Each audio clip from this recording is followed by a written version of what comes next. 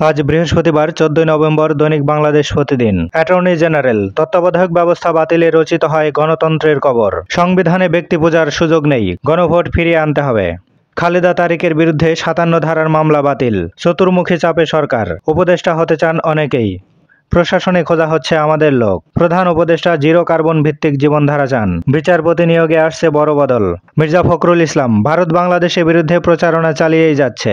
স্বাস্থ্য উপদেষ্টার গাড়ির উপর উঠে গেলেন আহতরা। রুদ্ধদ্বার বৈঠকে ছাত্র নেতারা, ৬০ থেকে ৭০ জন সমন্বয়কের উপস্থিতি। চ্যালেঞ্জ মোকাবেলা, প্রস্তুতিতে জোর সেনাপ্রধানের।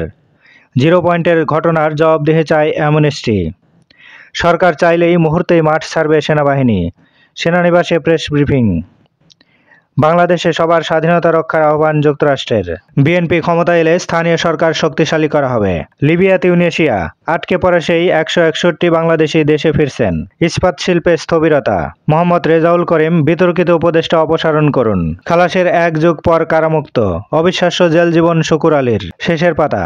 বানান বিভ্রাটে ব্যাপক ভোগান্তি। একই গ্রামের হরেক বানান। স্থানীয় গেজেটে নেই ইংরেজি বানান।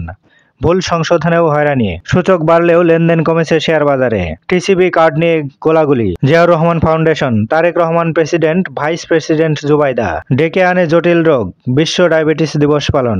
মুজিবের ছবি সরানোর সিদ্ধান্ত সঠিক, বললেন রিজভী। ফের ৬ বাংলাদেশিকে ধরে নিয়ে গেল আরাকান আর্মি।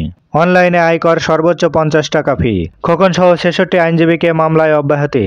আদানির সঙ্গে বিদ্যুৎ ক্রয় চুক্তির বৈধতা চ্যালেঞ্জ করে রিট।